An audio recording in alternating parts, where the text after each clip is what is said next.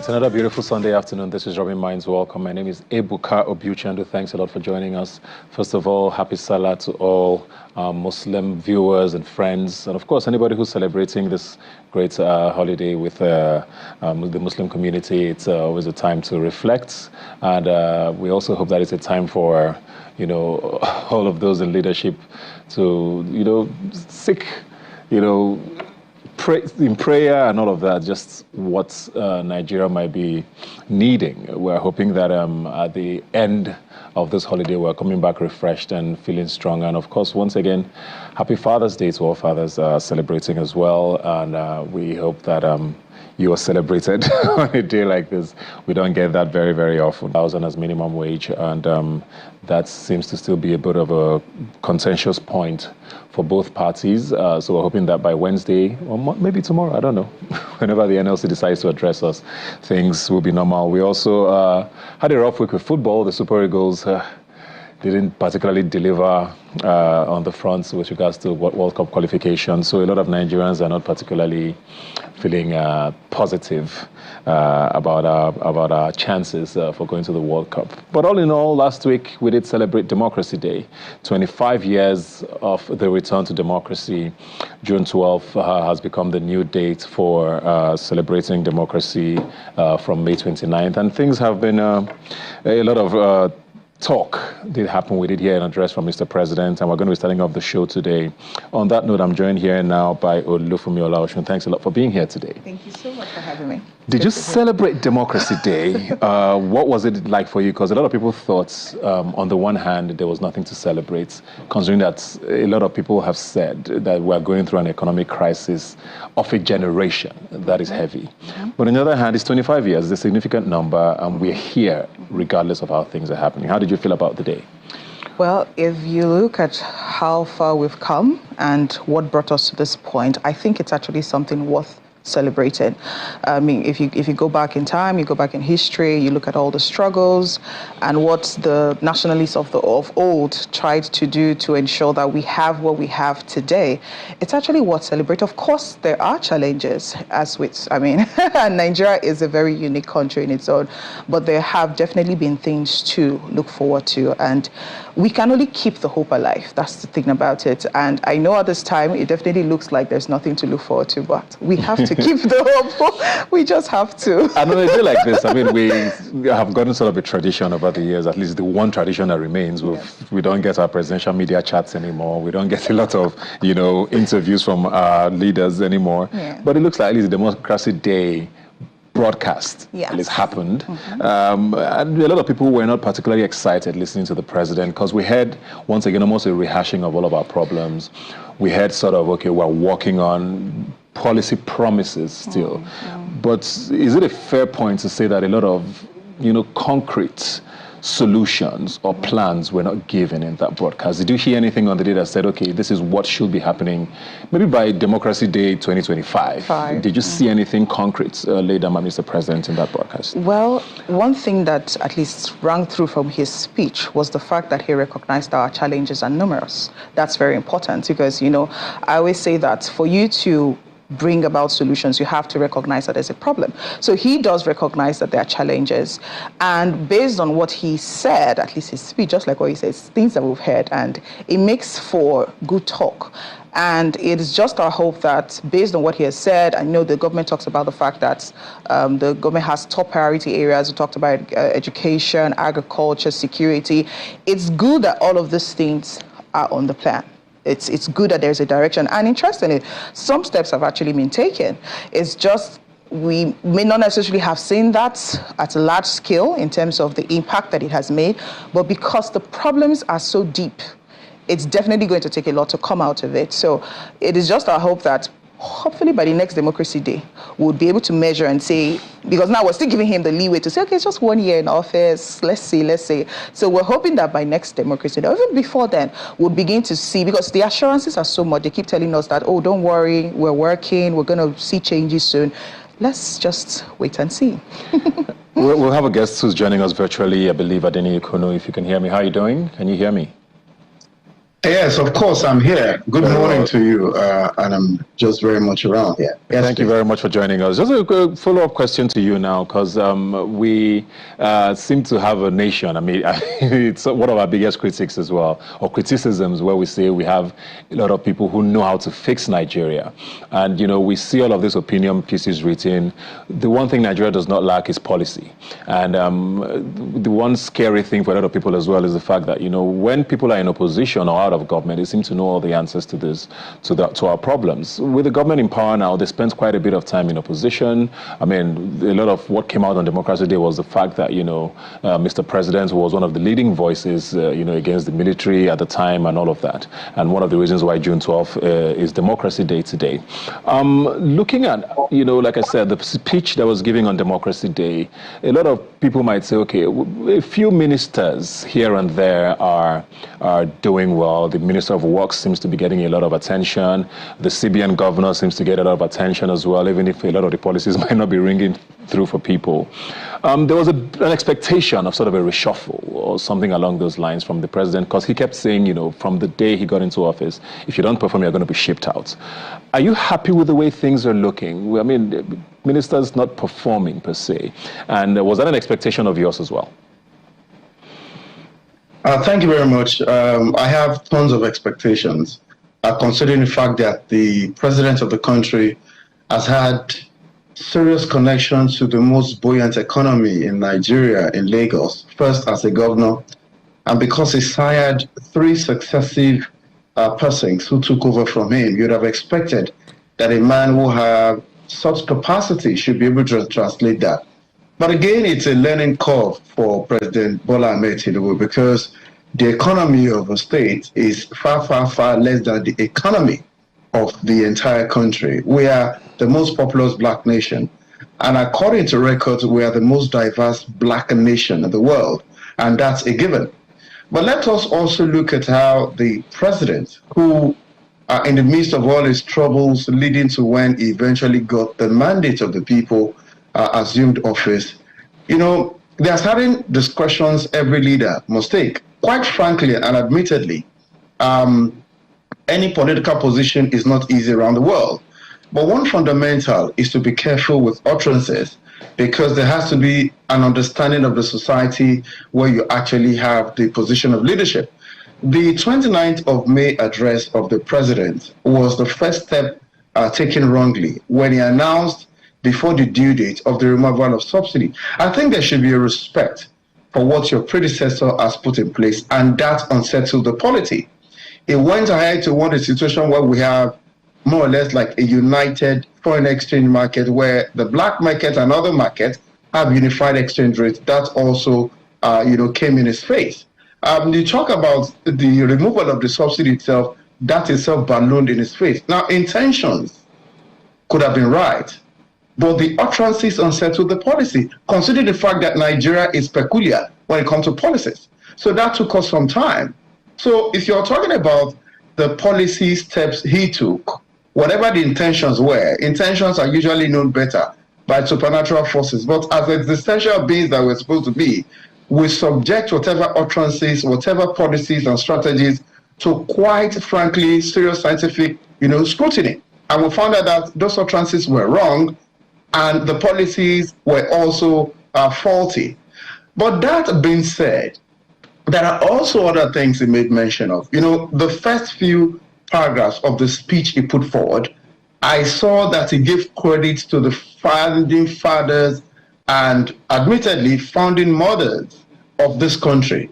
And if you go back and did a proper review of what the founding fathers or the founding leaders of this country put together, they were mindful of how policies can affect people. They were mindful of taking wrong steps, because that is going to have inter- and intergenerational impact.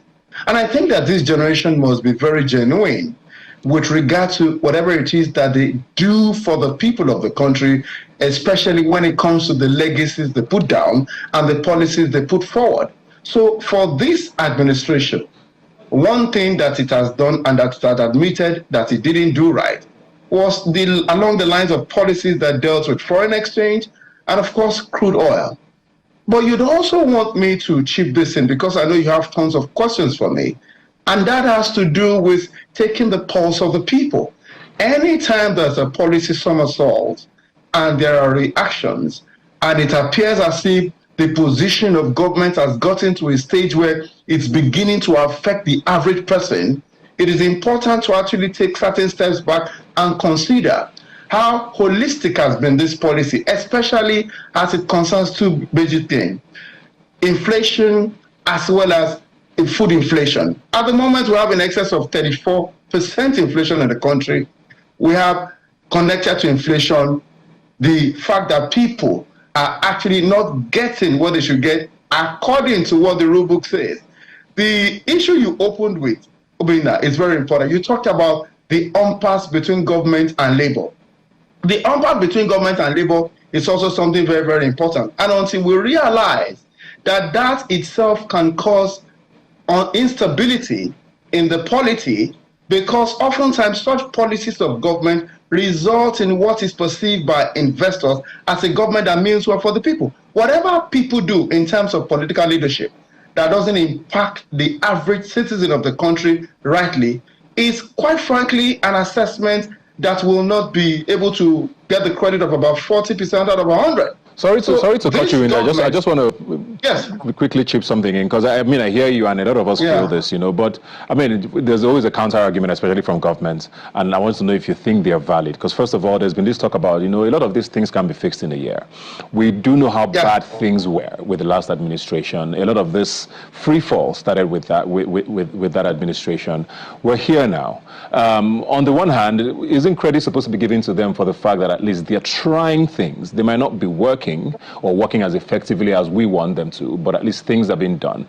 There's no gainsaying the fact that Nigeria is very broke, where there's really no money to do anything. But the government is trying to do things. Do they get some credit for that? And we've seen the CBN governor for at least, he tries something, it doesn't work, he takes back, he tries something else.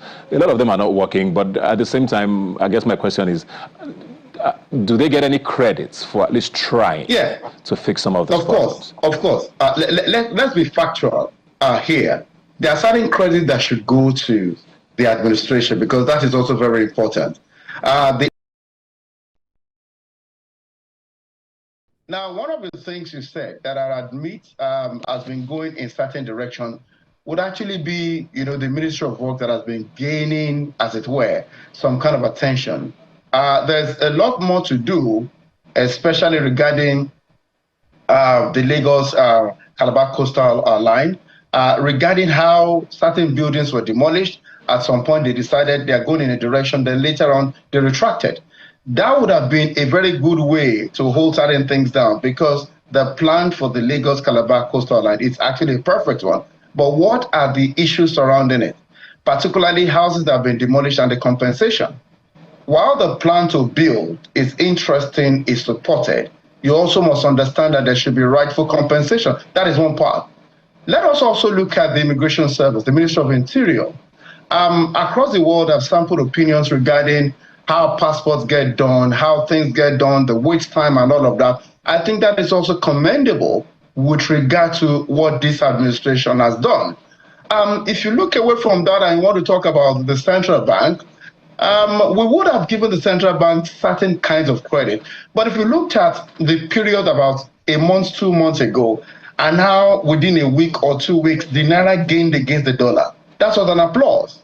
But that also has been affected, and it came that we perhaps would have expected certain levels of sustenance to the successes made at that point. So it is not, quite frankly, entire doom. But don't also forget this. When you have a 4-year tenure, and unlike us, and this by extension is a communication to the leadership of the entire country and future leadership, as well as the electorate, let us stop this 100 days in office achievement, 1 year in office achievement. Try as much as possible to be modest in the fact that you want them to have the impression that you will deliver on certain terms of reference expected of you on certain documents that you are aware of. So I think that this tenure that we've given to them is 4 years. They've done one, they're on the second. And if at all we're to even do an assessment, Can we hold our breath and allow the administration work? So when they cross the 2-year, 3-year mark, the closer they are to exiting the office, the better we are when we bring out the dossier of certain things that they've done. So I want to say that for this administration, certain levels of successes have been made. Then at the same time, there are other areas that need serious attention. Do not forget that when you open the first 2-3 pages of the Constitution, one of the responsibility of political leadership in every country, ditto Nigeria, is the protection of lives and property. And it has to be said that even in the month where we celebrated or the president took office, May 29 up until now, few days ago again, we've had repeated attacks in the north central part of the country.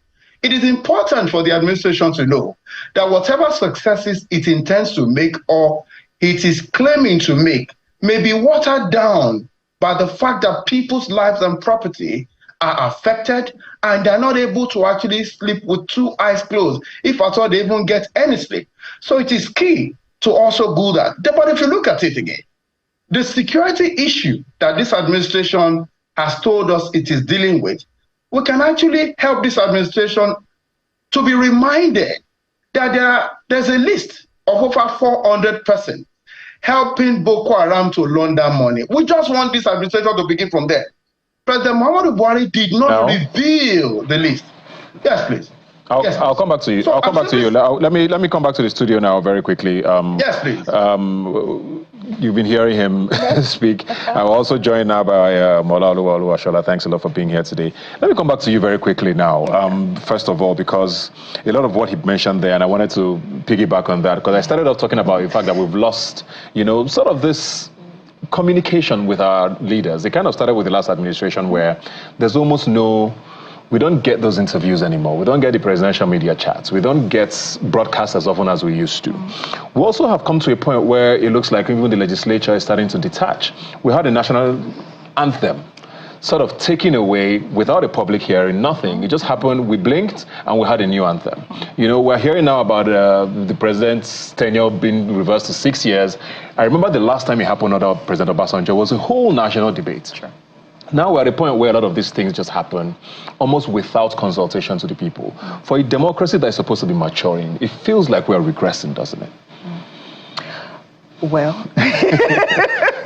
sometimes you ask questions I want to throw us under the bus. But, well, I do agree with what you have said so far, because when we talk about democracy, I mean, there's something we all quote, government by the people, for the people, and it's important that the people are involved in every process along the way. But looking again, I told you I'm an historian, so I'm very big on history. Looking back from where we're coming from, it's very important to see the progress we've made. And in this current generation, I know you referenced the national anthem, which indeed we had expected that based on the outcry, the noise made on social media, the government would at least take it back. I mean, every other country would be a referendum. Yes, exactly. And even if they didn't do that, let's say they made that mistake, just hearing the noise alone should have made them think, okay, maybe we made the wrong decision. But we haven't seen that. But that's why people like us, would I say young people now, we cannot afford to keep quiet. Because, now the temptation, because of the challenges, there's so many, the temptation now is, we don't know what these people are doing. Please let them continue. But we are only going to get worse if we continue on that path. So while we have gotten to this point, they talk about 3 phases of democratic, processing and all that. And while we've moved past the first and second phases of saying, okay, we've been able to take over our role, we've been able to come into a party, we're not talking about consolidating the gains of democracy, which is where we are right now, which to a large extent, we may not necessarily have seen that. So it's left for the people to keep allowing their voices to be loud, rather than saying that since the government is not hearing us, we're going to stop speaking. Because the minute we stop speaking, we definitely have gone back in time. So we need to stop speaking until we get what we want, or we see what we want to see. It may take some time, yes, and the challenges, as we've said, they just seem to be increasing every day, but we definitely have to keep speaking. So we haven't really regressed, if you look at it in historical context, but there's so much more that needs to be done and can be done. And with the example that you gave, it's almost taking us back again in time, because just like you said, there should have been certain things in place before you come up and say you want to change, because that's literally our identity. It's like coming up and telling us, okay, our flag is no longer green, white, green. Who knows, maybe that might be the next one. The way things are going. But yes, yes. Well, we're following up from that, because I don't know if you agree with her or not, but I mean, still speaking of democracy, you know, and 25 years of democracy, you know, there's also been the argument, for as long as I've known, to be honest, about the fact that this presidential system is not properly suited for Nigeria. Besides the fact that we are a little too large and complex for us to operate this system, there's also the argument about how expensive it is to run this. Well, there's been talks, so do we go back to the parliamentary system? There's a constant talk about regional governments. But of course, once you talk about restructuring, everybody gets jittery for some reason. And a lot of this, you know, talking about regressing as well, and how Nigeria seems to be, honestly, factually moving back. Let's look at the GDP, for example. I think we hit our peak sometime in 2013, 2014, at 520 billion, our GDP in 2014. Today, the IMF has said that by December, we're going to go down to 253 billion, and the fourth, not second, not third, fourth, Algeria has a higher GDP than Nigeria at the end of this year. Is democracy working the way we're doing it? Of course, we all want democracy to work. We all want democracy for Nigerians, but the way we're practicing it, is it working? Okay, so my opinions will be, first of all, as I'd say a realist and someone who is usually optimistic.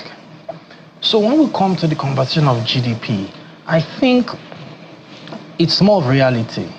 I think it's the effects that had a major impact on our GDP. And that was also knowing what really the value of the Naira is. So we're living a lie all this while. Yeah, so I think what has happened is because we pegged effects at the definite amount, we didn't know exactly the value of the Naira. We didn't know what harm was either happening to the Naira or not. Everybody was just working with a fixed rate, though the black market had its optics. So I think that GDP conversation doesn't mean Nigeria was not as big. It's just that because our currency lost a lot of value, then we dropped.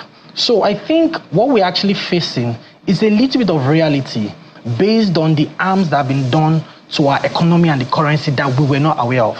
So I think that just helps us face the reality and now face the long-term games of what gains or of whatever would happen. So I think that's the reality of the currency. So when it comes to democracy, whether we're making progress or not, so I think you talked about the Constitution, and I think the Constitution was not built with the complexity of Nigeria at the time it was built. So I agree that we might need a constitutional review, but leadership is complex.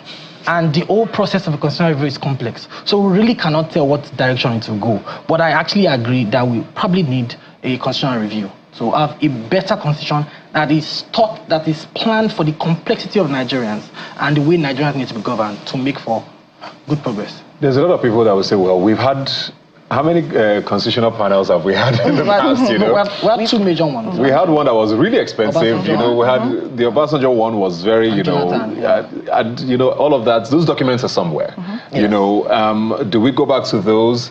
Why is there a constant need to have all of these panels and policy without implementation? And we, like you said, a lot of these processes are very complex. Anything with the Constitution now is going to take the National Assembly, God knows how long, and state assemblies have to also have their inputs. A lot of these state assemblies are barely standing, if we're being honest, you know. So is that process looking feasible? Because with the way Nigeria is at the moment, you and I definitely agree that we are almost at a crisis point where, you know, whether it's economically, look at the unemployment figures, you look at inflation figures, you look at just how, for want of a better word, you know, it looks like divided along whatever lines tribal, religious people are, especially in the last couple of years, you know. So something needs to be done. A lot of these things are long-term fixes. Talking solutions now, like you had said earlier, let me start with you. Where should our head be at in the coming months and maybe year by next Democracy Day? So, like he says, a lot rises and falls on leadership. And what I truly believe Nigeria needs is a strong leader, is a leader who is planning for the next 15 years. Unfortunately, our politics, the structure does not allow that long-term planning.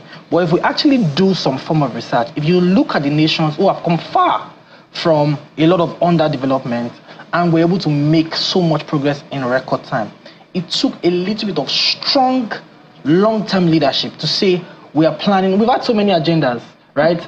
But the truth is that it was not feasible to implement them because a leader gets in today, the president gets in, and if he's really serious, he can use the first 6 months to sort out whatever elections, the next 2 years to do something, and the next 1.5 years to plan for the re-election. That's really what happens. Because if you're in political circles, you see that towards the next election, all the conversations is around how do we score goals, how do we make people believe we need to be re-elected. So we are not able to do any effective planning to say, let's have this plan for the next 15 years and let's follow through with it. So that tenure is also a problem.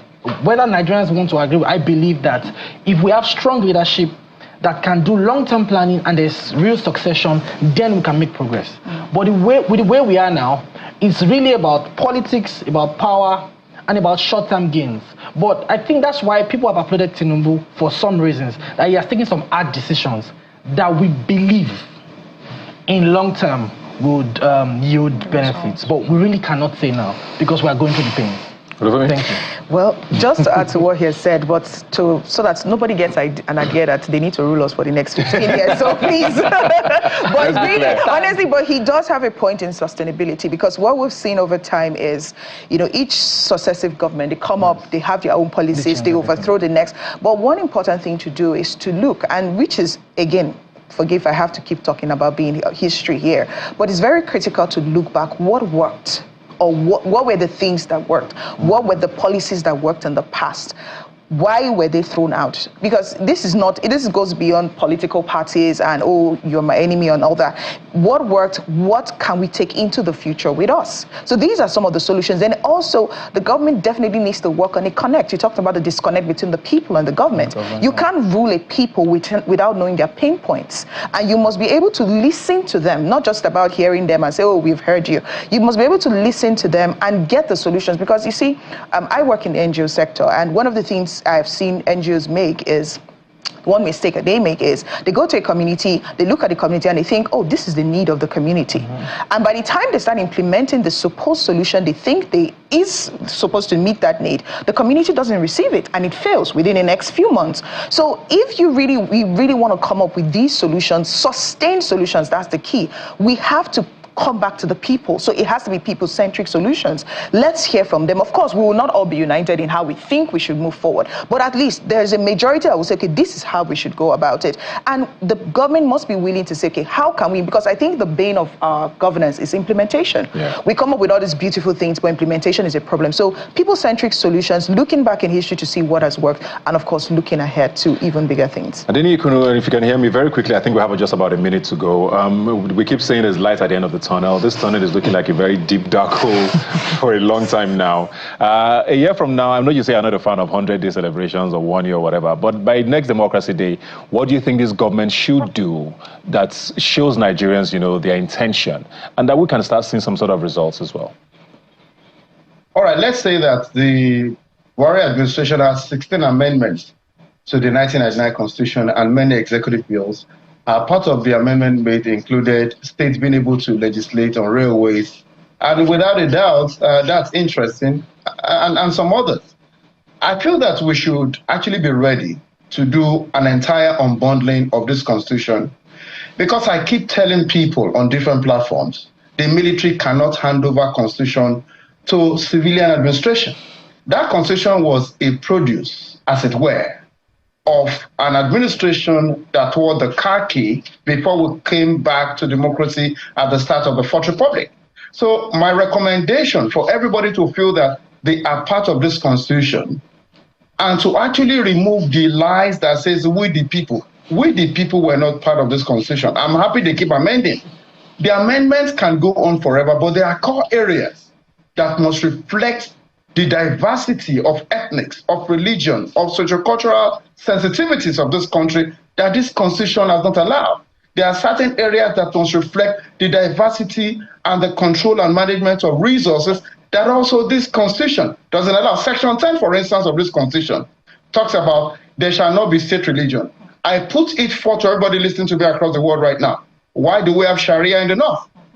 If there is no state constitution, Why is it that Kano is collecting money for tax and breaking beer bottles and also collecting tax? So these are the things that this new constitution I'm recommending should reflect, where people who say they are Sharia states will not get a dime from taxes paid on alcoholic beverages, where people that say, okay, their religion doesn't allow them to eat certain food, they won't get a farthing from it. I think that itself creates balance. Nigeria is a country that can function, but the people themselves must understand that the work cannot be left to politicians. If you look at it now, a lot of civil society organizations are asleep. Once elections are about a year, they resurrect from wherever they go to. Part of what civil society organizations must do is what I describe as continual sensitivity or continual sensitization, I beg your pardon, of respective people in their respective communities and blocks, so that they can understand the political intellection of Nigerians is still below average, majority of Nigerians. So who do we sensitize? How do we empower them with knowledge to make the right choices? These are also what I want to prefer. Thank you. Thank you very much to all our guests. You guys have been very insightful. I mean, I always say every day on this show, whenever I have these conversations, I try to leave with something positive, but it's hard. Maybe the positive is we have the biggest portrait in the world now from Democracy Day. Thank you very much for being here today. Thank you so much. We're going to take a quick break. Okay. I will be right back. Please stay with us. Teasing me, now it's time to show it. Now, a few days ago, I happened to be at a mechanic shop, and I had my mechanic and a few of his friends speaking. And they were talking about the fact that some people had passed away somewhere around their area, that they had eaten something, and they all died, and it looks like there was something going around. At the time, it sounded very strange to me. I'm like, in Lagos, why is this thing not in the news? It sounded very far-fetched, and I brushed it off. Well, on Tuesday, the Lagos State government said at least 5 people had been reported dead in the state as a result of a suspected cholera outbreak. And now we do hear word from the Nigeria Center for Disease Control and Prevention, NCDC, that at least 30 deaths have been confirmed from cholera in 2024. So we do have an outbreak in Lagos, at least Lagos for now confirmed, and there's a lot of sensitization going on by the Lagos state government. But a lot of people are wondering, cholera in 2024, how did we get here? Where did this come from? How scared or worried should Nigerians be, and Lagosians in particular? So I'm joined here by a medical doctor, Dr. Olawale Ogunlana. Thanks a lot for being here today. Thank you, Buka, for having me. Why are we talking about cholera in 2024? What happened?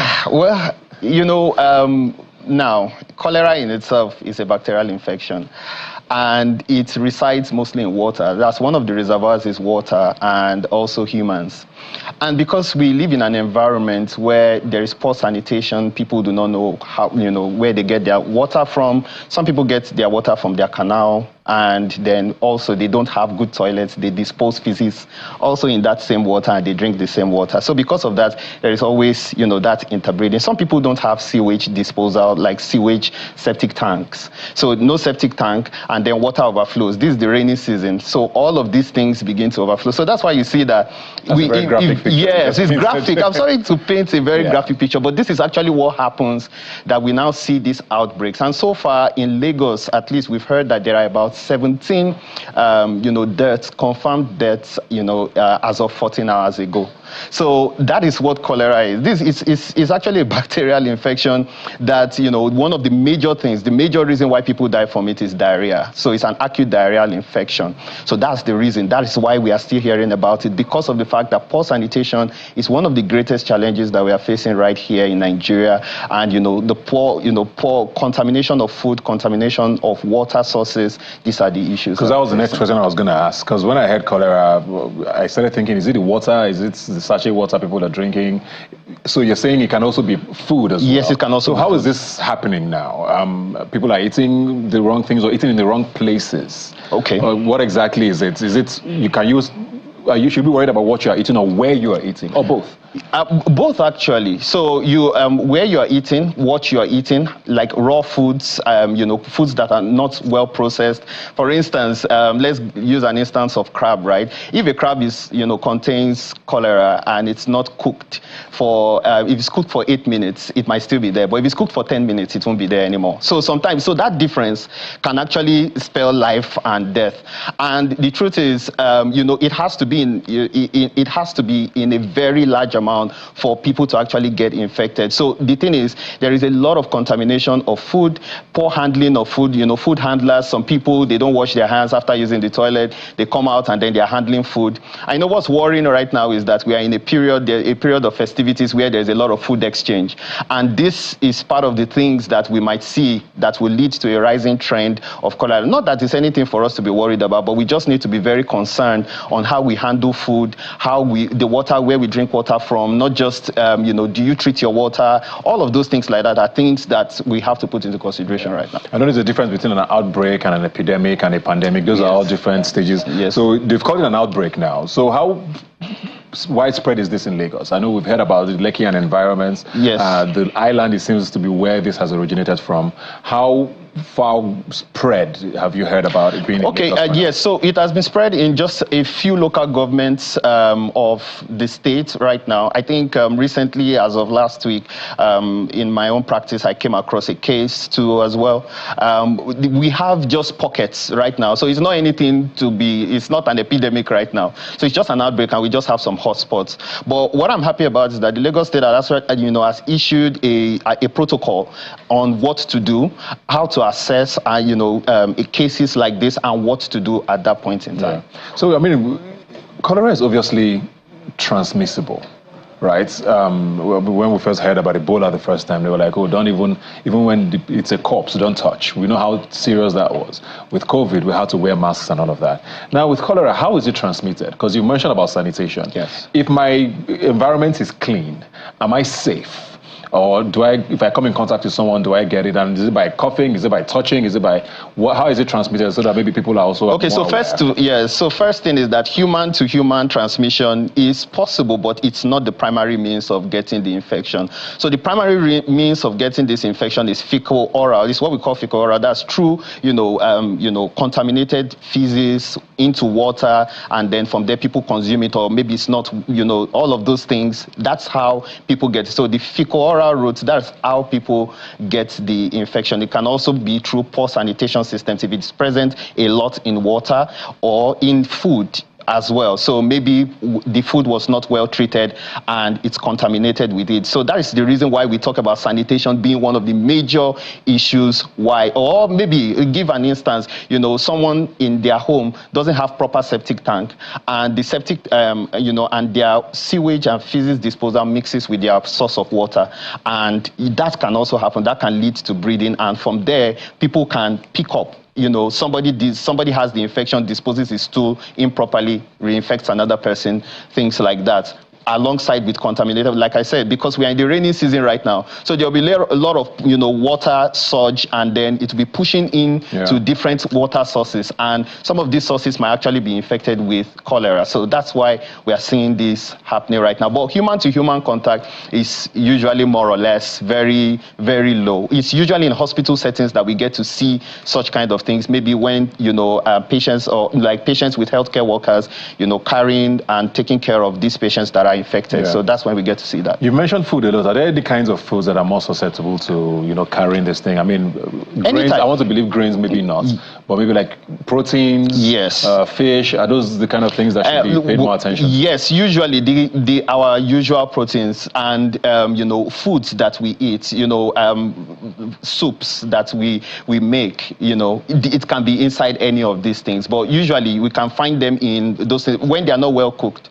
So, if you go to some bukas, for instance, some bukaterias, some cafeterias, where the food, you are trying to cook fast so that people can eat, right? And it's not well processed, and then the water that is used to prepare it is probably infected, then we can have things like that. Is water a bigger problem than food, though? I would say water is, yes. If I'm to pick between food and water transmission, I'll actually say water transmission is actually one of the What are the symptoms? What should we look out for?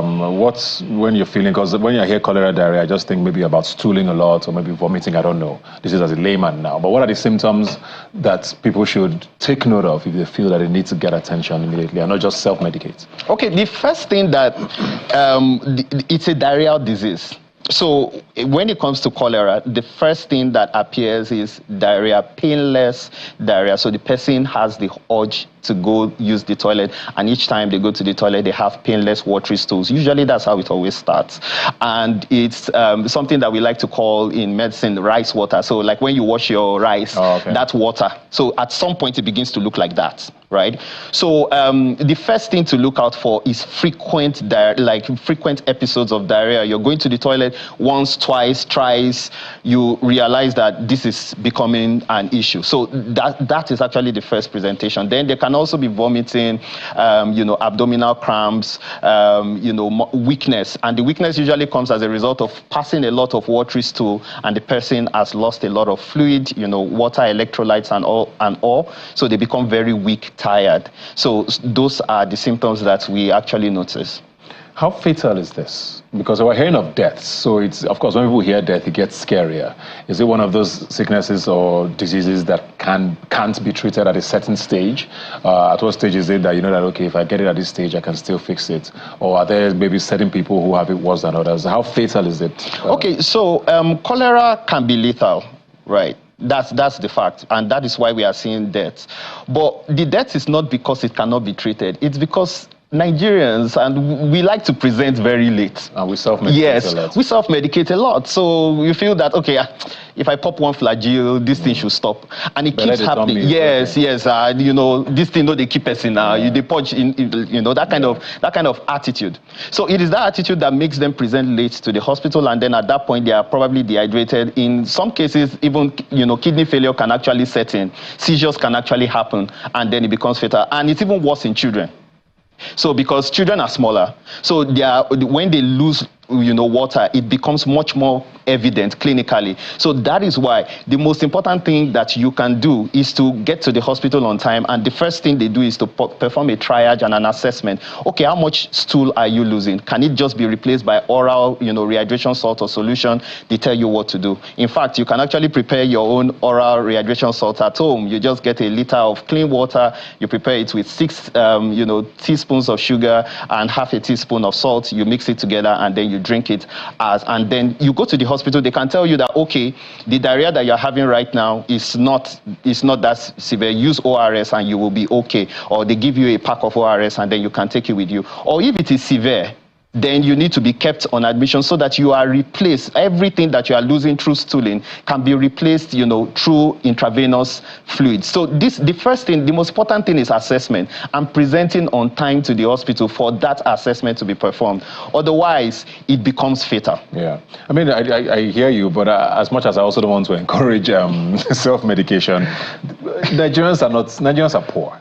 Let's be honest. Now, most people see healthcare now as one of those things where if I can avoid it, I'd rather do that. We've also seen a lot of these pharmaceuticals leaving the country. So medication is pretty expensive now for a lot of people. So I like the fact that you mentioned ORS there. While we're not saying people should self-medicate, what are some things you can do before you get to the hospital? I guess that's one of them, I think right? that's the number one thing, right? So your homemade ORS is something that you can actually prepare at home, right? So like I mentioned, you get a liter of clean water, you put 6 teaspoons of sugar and half a teaspoon of salt, mix it, and then you drink it after every episode of loose stool. For instance, for an adult, you can take 1 liter after every episode of loose stool. For children that are between 6 to 9 years old, they can consume about 200 mils or maybe 1/5 of that, right? And then for babies, it can be about 100 mils, which is like 1/10 of that. So that kind of preparation can actually be helpful and also helps to keep the hydration status of the individual prior to when they get to the hospital. So you don't, when there is going to be water loss because of choleral infection, that loss has to be replaced. So that is where oral rehydration salts come in, or ORS comes in. And you can do it at home, right? And that is what we are also trying to let people know. So the more they know this, the better it is, so that you don't tilt, tilt the patient such that they come too bad to the hospital, and then we now have to start scampering and looking for what needs to be done. Yeah. The second thing is that treatment, the last word we've heard from the Lagos State government regarding cholera treatment is that at all levels, it is free.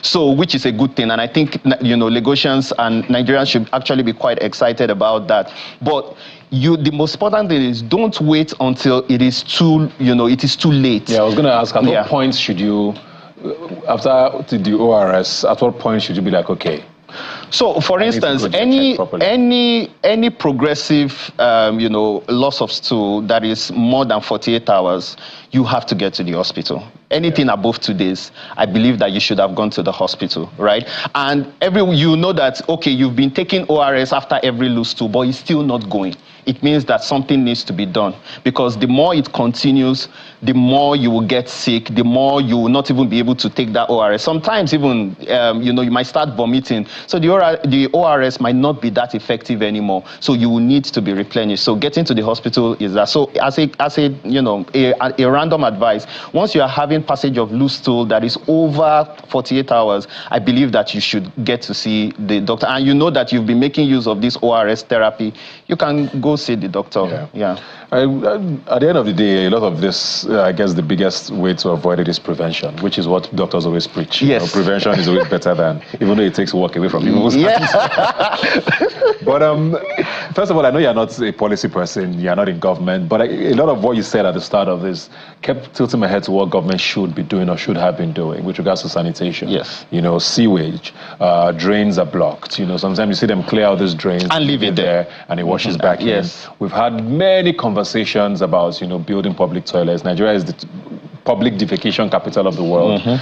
People just sit anywhere and pass this thing, and it flows into wherever. Yes. So on a government level, those are conversations that need to be had, right? I believe. Yes, absolutely. I personally believe that we shouldn't be having like how we started, we shouldn't be having a conversation of cholera in 2024. Other countries across the world have conquered it by proper planning of cities. When you're building a house, you don't just build a house and without toilet. A house has to have a toilet, a septic tank as well. All of these things are things that have to be done even on a community level. And let's be honest, there are particular things that we as individuals can take note of. I mean, in 2024, if you are buying a house, you should know that they have a septic tank. These are the things. Landlords shouldn't just build houses, and without having proper, yes, and just pass the drain out. These are some of the things that we can do as individuals on a community level. I personally believe that, yes, while the government has, oversight function and regulation, as individuals, we need to equip ourselves with some knowledge that will help us. Planning and putting this, for instance, for toilets, that every house has a toilet, right? Then also the habit of hand washing is something that we don't really like to do. And the fact is, the hand happens to be one of the dirtiest, places in our bodies, because we use it to interact with a lot of things, right?